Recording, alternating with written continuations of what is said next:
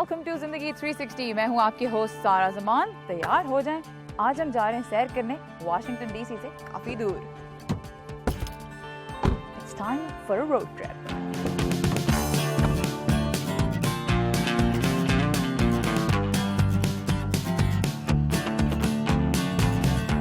जिंदगी 360 में हम जब भी सैर करने गए हैं तो या तो हमने कोई बड़ा शहर देखा या फिर कोई मशहूर जगह, बस आज होगा उसका उलट। आज हम जा रहे हैं छोटे छोटे शहरों में और हम देखेंगे वहाँ की आम जिंदगी के कुछ खास पहलू।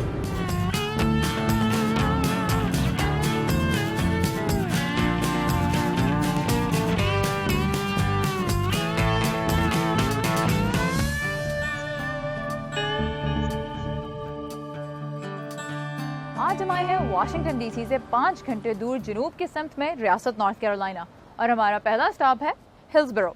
इस शहर को ट्रैवल मैगजीन बजट ट्रैवल ने साल 2015 में अमेरिका के बेहतरीन छोटे शहरों में से एक करार दिया। इसकी आबादी तो है तकरीबन 6000 और रकबा 12 मुरब्बा किलोमीटर है। शहर में बहुत ज़्यादा चमक दमक तो नहीं है, लेकिन ये काफ़ी दिलकश ज़रूर लग रहा है मुझे। और मेरा ख्याल है कि चल के लोगों से पूछते हैं कि उनके ख्याल में क्या चीज़ है जो हिल्सबरो को स्पेशल बनाती है।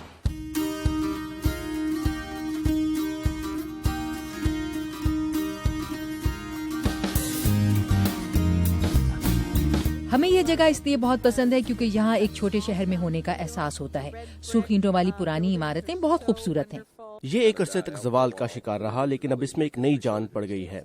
इस शहर में हर तरह के लोग हैं। यहाँ हर किसी को कबूल किया जाता है। लोग बहुत खुश मिजाज हैं। मैं यहाँ पहले भी आ चुकी हूँ। यहाँ दुकानें और रेस्टोरेंट्स बहुत अच्छे हैं।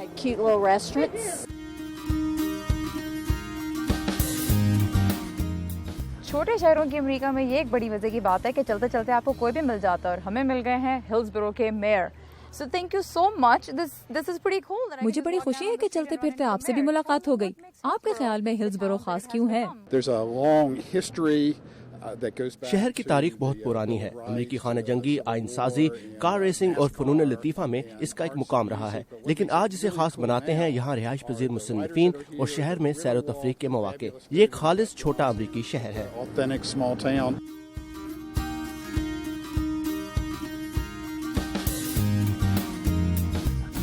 हिल्सबरो तो वाकई बड़ी प्यारी जगह है, लेकिन हम यहाँ ज़्यादा देर नहीं रुकेंगे क्योंकि हमारी ये सैर पिछले ट्रिप से मुख्तलिफ जो होने वाली है।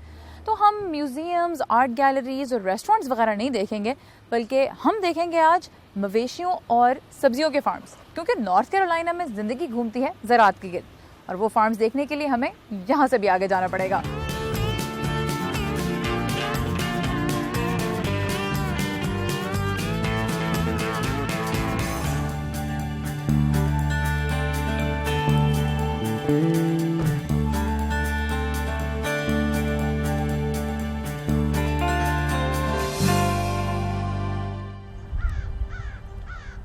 अपने आज के सफ़र में हम इस वक्त पहुंच गए हैं यांसीविल। छोटा सा टाउन है, छुट्टी के दिन है आज तो काफ़ी खामोशी भी है यहाँ पे। छोटा सा डाउनटाउन है, तकरीबन एक गोल चक्कर लगा के ख़त्म भी हो जाता है। तो यहाँ पे 2 मिनट के लिए रुकते हैं, थोड़ा दायमा देखते हैं कैसा है और फिर चलते हैं अपने नेक्स्ट स्टॉप पे जो है बॉल्डविन फार्म्स।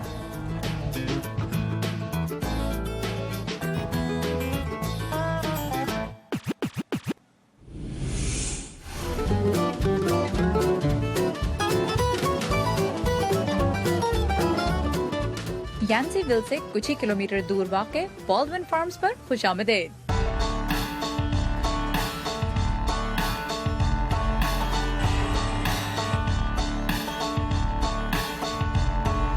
ये हैं वी मैक बॉल्डविन।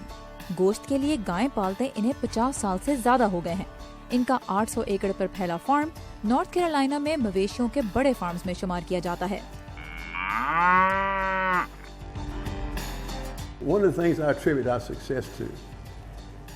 हमारी कामयाबी की एक बड़ी वजह है गाय की वो नस्ल जो हम पाल रहे हैं। हम यहाँ शार्ले नस्ल की गायें पाल रही हैं। ये फ्रांसीसी गाय है। इसके गोश्त में चर्बी बहुत कम है। अच्छे रेस्टोरेंट्स फख्र से बताते हैं कि वो शार्ले का गोश्त पकाते हैं।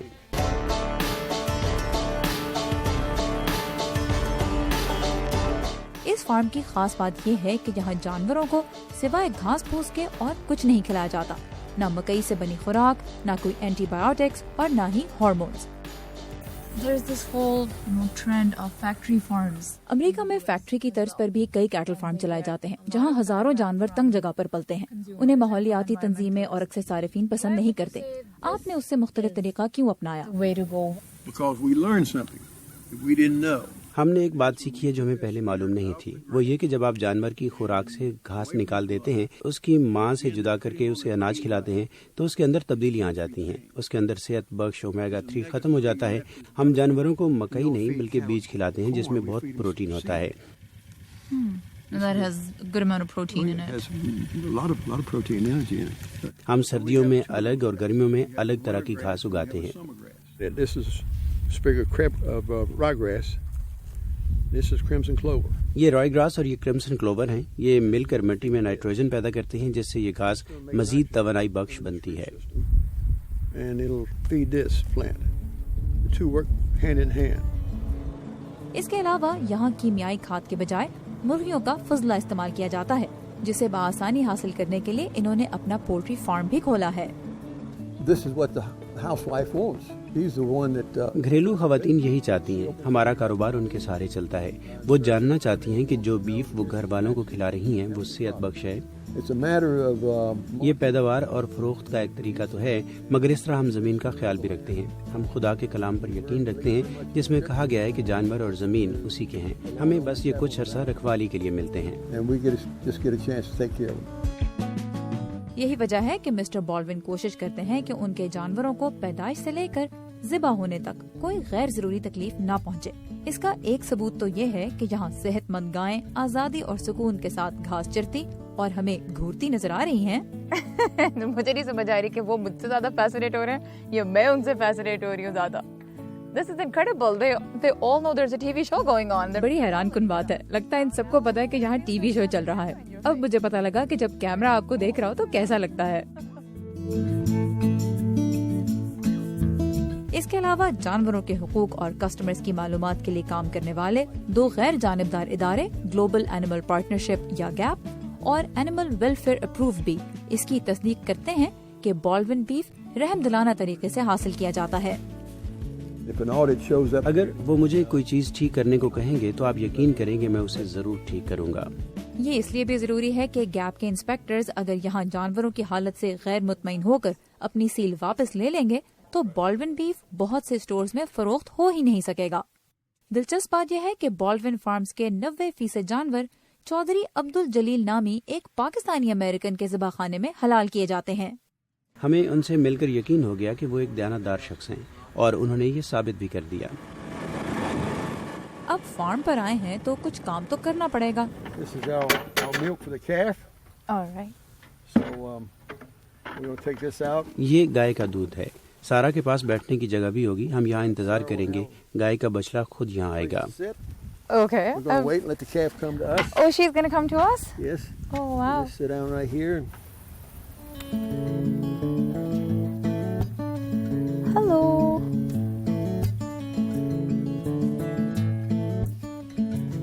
Oh. Oh, that is so adorable. بڑی طاقت سے چوس رہی ہے.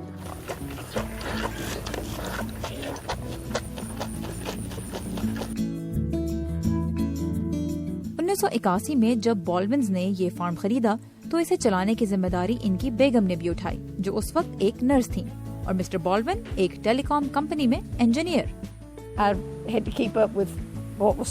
مجھے فارم کے اخراجات کا حساب کتاب رکھنا ہوتا تھا. میں کھانا بھی پکاتی تھی, فارم پر بھی ہاتھ بٹاتی تھی کیونکہ اس وقت ہمارے پاس کوئی ملازم نہیں تھے اور بچے بھی بہت چھوٹے تھے. آج بھی سارا حساب میں ہی رکھتی ہوں.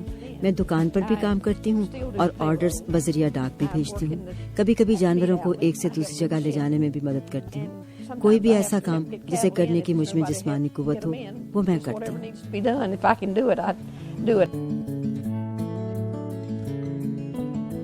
آج مسٹر بالون زیادہ توجہ بیف کی مارکیٹنگ اور فروخت پر دیتے ہیں اور فارم چلانے کی ذمہ داری ان کے بچوں اور آگے ان کے بچوں نے سنبھال لی ہے. اور چوتھی نسل ابھی سے اپنی باری کا انتظار کر رہی ہے. یہ فارم خاندان کی ملکیت رہے, یہی مسٹر بالون کی نظر میں ان کا سب سے بڑا چیلنج بھی ہے. You met my family today. All of them are depending on. آپ میرے خاندان سے ملی ہیں. ان سب کی زندگی کا انحصار اس کاروبار کے چلنے اور پھلنے پھولنے پر ہے. Sustainable and profitable. انہیں پریشانی ہے تو وفاقی حکومت کی جانب سے کیٹل فارم چلانے کے قواعد و ضوابط میں اضافوں اور سختیوں سے، جو ان کی نظر میں غیر ضروری سرکاری مداخلت ہے اور بالڈون بیف کی قیمت میں اضافے کی وجہ بھی بن سکتی ہے. لیکن فی الحال یہ خوش ہیں کہ سال 2015 میں امریکہ میں جو 11.5 ملین ٹن بیف کھایا گیا ہے اس میں بالڈون بیف بھی شامل ہے. I'm living my dream.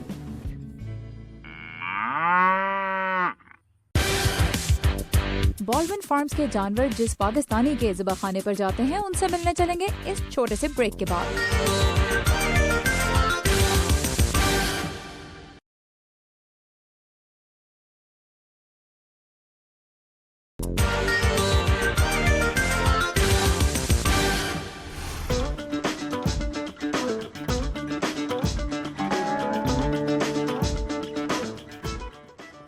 آج ہم آئے ہوئے ہیں نارتھ کیرولائنا اور بریک پہ جانے سے پہلے ہم گئے تھے بالڈون فارمز پہ اور اس کے اونر وی میک بالڈون نے چودھری صاحب کی بڑی تعریف کی تھی جن کے ذبح خانے پہ بالڈون فارمز کے جانور ذبح کیے جاتے ہیں. تو میں نے یہ سوچا کہ نارتھ کیرولائنا کے ان دیہی علاقوں میں جہاں جنوبی ایشیائی ڈھونڈنے سے بھی نہیں ملتے ایک پاکستانی نے اتنا نام کیسے کمایا ہے. تو میں چودھری صاحب کے ذبح خانے پہ آئی ہوں، آئیے میرے ساتھ.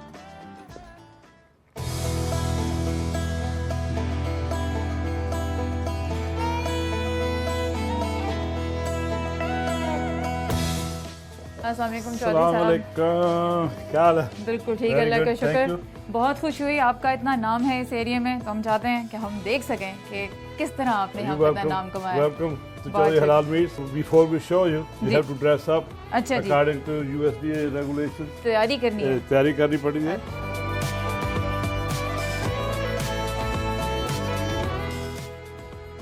تیار ہو گئے ہم، اب چلتے ہیں.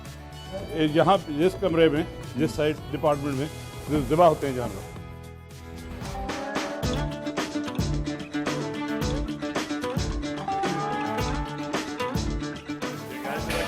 وہ دیکھیں ذبح ہوئی بھی گائے لٹک رہی ہے.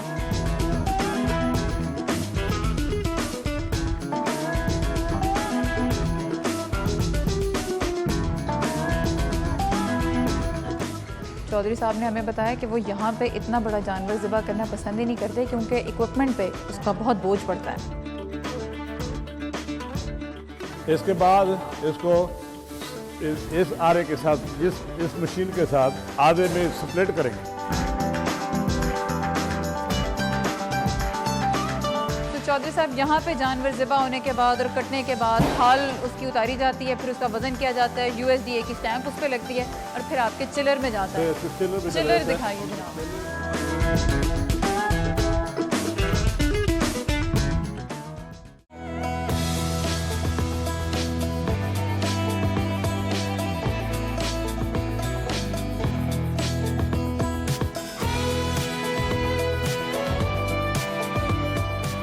ہمارا تعلق پاکستان سے، پنجاب سے ہے. زمیندارہ گھرانہ ہے ہمارا، تو والد صاحب نے ساری عمر زمیندارہ کی ہے.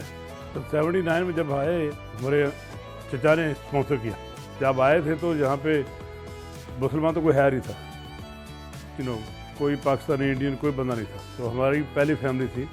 گھر پہ آئے تو گوشت نہیں تھا، تو چچا نے ایک گائے خریدی، ایک بکرا خریدا، وہ ہم نے ذبح کیا فارم پہ ہی.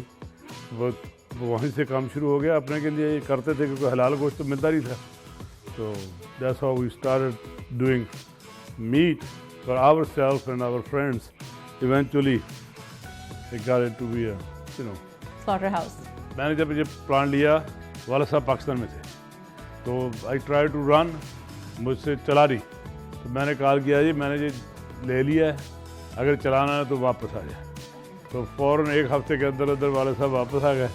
میں، والد صاحب، وائف، بچوں کو اسکول میں چھوڑ کے، وائف بھی. تو ہم نے 3 بندے تھے بس.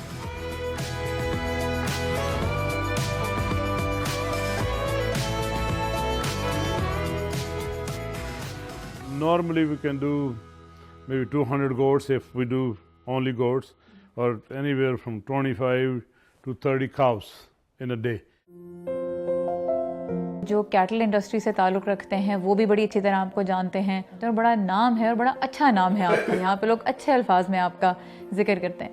تو مجھے یہ بتائیں کہ کیا آپ کو کرنا پڑا اپنی ساکھ بنانے کے لیے یہاں پہ؟ بس اللہ تعالیٰ کی مہربانی ہے، سب سے پہلے تو والا صاحب کی دعائیں ہیں،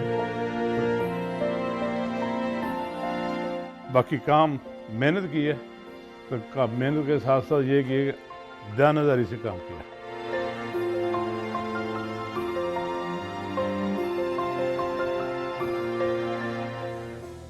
امریکہ میں ذبح خانہ چلانا ہو تو محنت کے ساتھ ساتھ محکمہ زراعت کے قوانین پر عمل درآمد بھی انتہائی ضروری ہے، جسے یقینی بنانے کے لیے محکمہ خود اپنا انسپیکٹر ہر ذبح خانے میں تعینات کرتا ہے.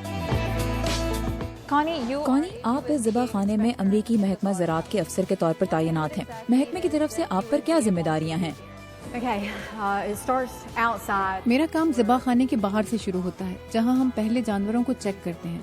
ہم ان میں کسی بیماری کے خدشے یا ان کے سر، جسم یا گلے میں کسی غیر معمولی تبدیلی کا جائزہ لیتے ہیں. اگر آپ کو جانور میں کوئی مسئلہ نظر آئے، مثلا آپ نے اسے ذبح کر لیا اور پھر پتہ چلا کہ اس کے جسم میں تو کوئی مسئلہ ہے، تو اس جانور کے گوشت کے ساتھ آپ کیا کرتے ہیں؟ ہم اسے ٹیگ لگا کر رکھ دیتے ہیں. پھر جانوروں کا ڈاکٹر آتا ہے، اس اب نارمل حصے کا جائزہ لیتا ہے اور فیصلہ کرتا ہے کہ جسم کے اس حصے کو کاٹا جا سکتا ہے یا ہمیں پورا جانور ہی پھینکنا ہوگا. یعنی یہ امکان موجود ہوتا ہے کہ آپ نے ایک بڑا جانور ذبح کیا اور کسی بیماری کی موجودگی کی وجہ سے آپ کو وہ پورا ذبح شدہ جانور پھینکنا پڑا؟ جی بالکل. جس کاروبار کو چودھری صاحب کے والد نے اپنے خون پسینے سے سینچا تھا، اب اس کا مستقبل ان کی اگلی نسل کے ہاتھ میں ہے. میں نے اپنے والدین کو کاروبار کو شروع کرنے کے لیے محنت کرتے دیکھا ہے. میرے والد 2 نوکریاں کرتے تھے اور گھر آ کر رات 2-3 بجے تک ذبح خانے پر کام کرتے تھے اور صبح 6 بجے اٹھ کر پھر نوکری پر چلے جاتے تھے. میں نہیں چاہتا کہ ان کی ساری محنت ضائع جائے. اور جب آپ لوگ پاکستان جاتے ہو اور لوگوں کو بتاتے ہو کہ یہ کام کرتے ہو، آپ کیا ری ایکشن ملتا ہے؟ They just call us Kasai. I'm the high tech Kasai. جب ہم وہاں جاتے ہیں تو دیکھتے ہیں کہ وہ کس طرح جانور ذبح کرتے ہیں. وہاں جانور کو زمین پر ذبح کیا جاتا ہے. خاص کر جب ہم گاؤں جاتے ہیں تو وہاں جانور کو گلی میں ذبح کیا جاتا ہے. تو میں سوچتا ہوں کہ امریکہ میں یہ کبھی بھی قابل قبول نہیں ہوگا. یہاں کام بہت صفائی سے کیا جاتا ہے.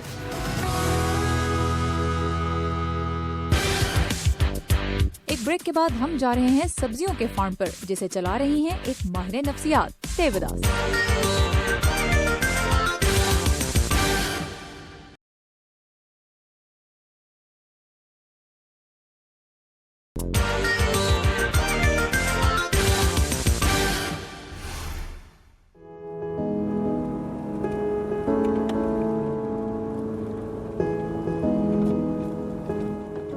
Welcome back. نارتھ کیرولائنا کا ہمارا ٹرپ جاری ہے اور اس وقت بارش ہو رہی ہے، لیکن جیسے ہالی ووڈ میں کہتے ہیں نا، تو شو مسٹ گو آن، تو ہمارا شو بھی جاری رہے گا.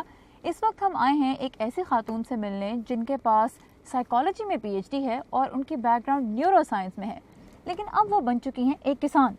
فارمنگ کا فیصلہ انہوں نے کیوں کیا، چل کے ان سے پوچھتے ہیں.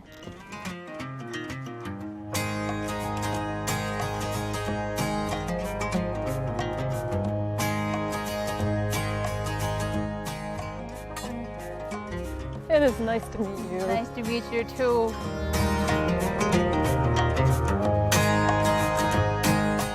Jane, you have a PhD. آپ نے سائیکالوجی میں PhD کی ہے اور آپ نیورو سائنس کی ماہر ہیں، پھر آپ کسان کیسے بن گئی؟ Well, no simple answer to that one. آپ کے سوال کا کوئی سادہ سا جواب نہیں ہے. ایک پہلو تو یہ ہے کہ کاشتکاری اور باغبانی کے عمل میں سائنس شامل ہے. یہ آرٹ بھی ہے اور سائنس بھی. مجھے ہمیشہ پودے اگانے کی سائنس میں دلچسپی رہی ہے. Learning things, the science of growing things has always fascinated me. And so that's part of the answer. میرے جواب کا ایک حصہ تو یہ ہے. دوسرا حصہ یہ ہے کہ میں کئی برس تک کمپیوٹر کے سامنے بیٹھ کر ڈیسک پر کام کرتی رہی ہوں اور میں نے ہمیشہ اپنی توجہ فطرت اور پودے اگانے پر بھی مرکوز رکھی ہے. اور پھر جیسے جیسے وقت گزرتا رہا اور میری عمر بڑھتی رہی، یہ چیز مجھے زیادہ سے زیادہ اپنی جانب کھینچتی رہی. As my values evolved as I got older. Now you have chosen. اب آپ ایک آرگینک فارم چلا رہی ہیں، آپ کے ذہن میں یہ خیال کیوں آیا؟ Well, because we think organic is good for people's health and اس لیے کہ میرا خیال ہے آرگینک چیزیں لوگوں کی صحت کے لیے اور ماحول کے لیے اچھی ہوتی ہیں. So I'm just curious, let's say if tomorrow, God forbid, you see a bug. یہ بتائیں کہ اگر کل کو آپ کو اپنے پودوں پر کیڑے دکھائی دیتے ہیں تو آپ ان سے نمٹنے کے لیے کیا کریں گی؟ Well, the first thing we do is we try to identify the bug. But one of our main اس سلسلے میں ہم سب سے پہلے تو یہ جاننے کی کوشش کریں گے کہ یہ کیڑوں کی کون سی قسم ہے. آپ یقین کریں یا نہ کریں، کیڑوں سے نمٹنے کا ہمارا بنیادی طریقہ ہے کہ جب وہ ہمیں اپنے فارم میں کہیں دکھائی دیتے ہیں تو ہم اپنے ہاتھوں سے مار دیتے ہیں. You have a small farm. But do you think that organic farming... آپ کا ایک چھوٹا سا فارم ہے اور آپ جس طریقے سے آرگینک فارمنگ کرتی ہیں، کیا آپ کے خیال میں آپ اسے ایک بڑے رقبے پر پھیلا سکتی ہیں تاکہ زیادہ مقدار میں آرگینک چیزیں پیدا ہو سکیں اور زیادہ لوگوں تک پہنچ سکیں؟ feed a large population? I do. ہاں، میں یہ کر سکتی ہوں. ایسے بڑے بڑے فارم موجود ہیں جہاں آرگینک چیزیں اگائی جاتی ہیں، اور بہت سے مطالعاتی جائزوں سے یہ ثابت ہو چکا ہے کہ پیداوار کے حساب سے آرگینک چیزیں روایتی فارمنگ کا مقابلہ کر سکتی ہیں. امریکہ میں آرگینک فوڈ اربوں کا کاروبار بن چکا ہے. 2015 میں امریکیوں نے آرگینک غذا پر $36 بلین سے زیادہ خرچ کیے. To call yourself an organic farm, you also need form کو محکمہ زراعت کی جانب سے آرگینک قرار دلوانے کے لیے کیا کچھ کرنا پڑتا ہے؟ do inspectors come and look at the farm? To become certified organic, we needed to show, first of all, ایک تصدیق شدہ آرگینک فارم بنانے کے لیے ہمیں جن چیزوں کی ضرورت ہوتی ہے ان میں سب سے پہلے تو یہ ہے کہ اس فارم میں کوئی ایسی چیز نہیں ہے جس کا استعمال منع ہے. تصدیق شدہ آرگینک فارم کا درجہ حاصل کرنے کے لیے ضروری ہے کہ کم از کم گزشتہ 3 سال کے عرصے میں کسی طرح کے مصنوعی کیمیکلز استعمال نہ کیے گئے ہوں، اور ہم 1 سال پہلے سے یہ منصوبہ بندی کرتے ہیں کہ اس فارم کو ہم کیسے چلائیں گے، اس میں کیا اگائیں گے، اور کیڑے مکوڑوں پر اگر قابو پانے کی ضرورت پڑی تو ہم کون سی چیزیں استعمال کریں گے، ہم فصلوں کی رد و بدل کیسے کریں گے. ہمیں یہ ساری چیزیں تحریر میں لانی پڑتی ہیں اور اسے آرگینک کی تصدیق کرنے والے انسپیکٹر کو بھیجنا ہوتا ہے. وہ ہمارے پروگرام کا جائزہ لینے کے بعد ہر سال ایک معائنہ کار کو فارم پر بھیجتے ہیں. تصدیق شدہ آرگینک فارم کے لیے ہمیں بہت زیادہ ریکارڈ رکھنا پڑتا ہے. اس کا مطلب یہ ہے کہ ہم جو کچھ بھی اگاتے ہیں اس ریکارڈ کی مدد سے بیج سے لے کر اس کی فروخت تک ہر پہلو کے بارے میں جان سکتے ہیں. You started farming. آپ نے بہت بعد میں فارمنگ شروع کی. یہ کام شروع کرنے کے لیے آپ کو کتنا کچھ سیکھنا پڑا؟ lots of learning. مجھے بہت کچھ سیکھنا پڑا. حال ہی میں نے سسٹینیبل ایگریکلچر یعنی ماحول کو محفوظ رکھنے والی زراعت میں ایسوسیٹ کی ڈگری حاصل کی ہے، اور اس تعلیم نے اس فارم پر ایک بہتر کسان بننے میں میری بہت مدد کی ہے. اس کے علاوہ میں نے اس علاقے کے دوسرے کسانوں سے بھی بہت کچھ سیکھا ہے. بہت سے لوگوں کو GMO کراپس یعنی جینیاتی تبدیلیوں کے ساتھ پیدا کی جانے والی فصلوں کے بارے میں بہت سے تحفظات ہیں. کیا ایک آرگینک فارم پر اس طرح کی فصلیں اگانا قابل قبول ہے؟ نہیں، کسی آرگینک فارم پر ایسے بیج استعمال نہیں کیے جا سکتے. How much technology do you... آپ اپنے فارم پر کتنی ٹیکنالوجی استعمال کرتی ہیں؟ ہم کچھ بڑے فارمز کی نسبت اپنے فارم پر بہت کم ٹیکنالوجی استعمال کرتے ہیں. یہ طریقہ مالیاتی لحاظ سے کتنا قابل عمل ہے؟ ایک چھوٹا کاشتکار ہونے کے ناطے اپنی پیداوار صارفین کو براہ راست فروخت کرنا مالی لحاظ سے کافی مشکل ہوتا ہے، لیکن یہ قابل عمل ہے، اور ایسی مثالیں موجود ہیں جو اسے مستقل طور پر مزید قابل عمل بنا رہی ہیں. آرگینک فارمنگ کے سلسلے میں آپ کے مستقبل کے کیا منصوبے ہیں؟ ابھی ہم نے پچھلے ہی سال اس بارے میں زیادہ پڑھنا شروع کیا ہے. میں اپنی فصلوں کی پیداوار بڑھانا چاہتی ہوں. ہمارے فارم کے ارد گرد کچھ زمین موجود ہے اور میں چاہتی ہوں کہ کچھ زمین شامل کر کے فارم کو ہو سکے تو 1 سے 2 ایکڑ تک بڑھا دوں.